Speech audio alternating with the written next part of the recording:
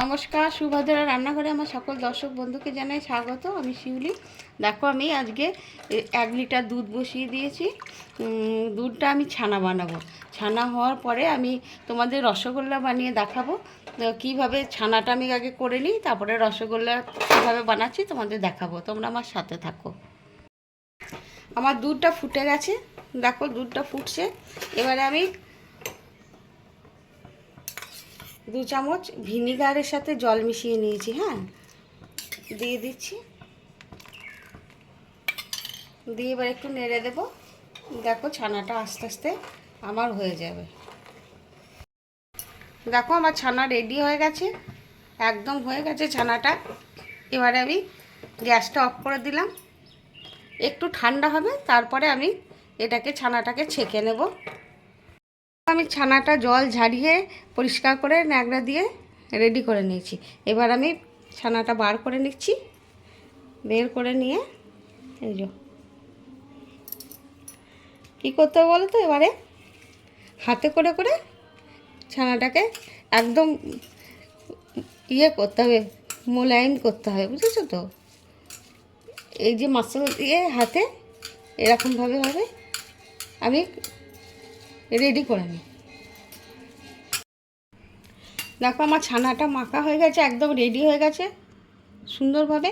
এবার আমি গোলা পাকাবো, মানে গোল গোল করে একদম আমি গোল করে নেব রসগোল্লা আকার দিয়ে। আর মধ্যেখানে দেখো একটা নকুলদানা দিয়ে দেবো,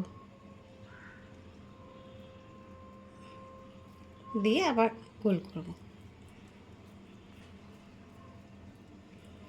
একদম সুন্দর করে গোলটা করতে হবে, কেন কিনা বলো তো, ভালো করে গোল না করলে ফেটে যাবে।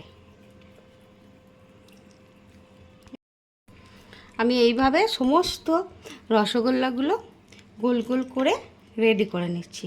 রেডি করে নিয়ে আমি তোমাদের দেখাচ্ছি। আমি 1 বাটি মতো চিনি নিয়ে নিলাম, আর আমি 2 বাটি জল দিয়ে দিচ্ছি।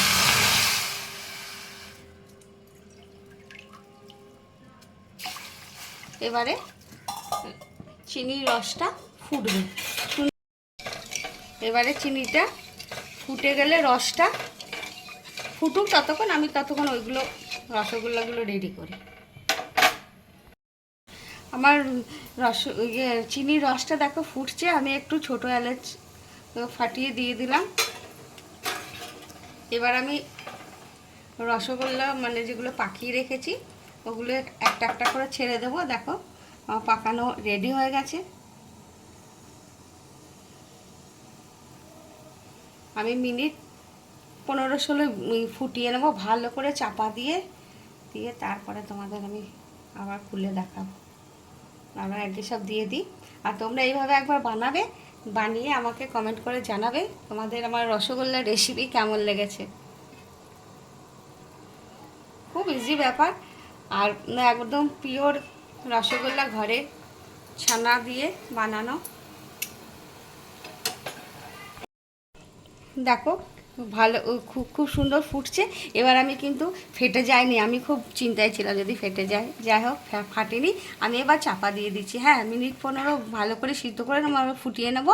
তারপরে আমি আবার খুলে দেখবো একবার মধ্যেখানে দিয়ে তোমাদের দেখাবো।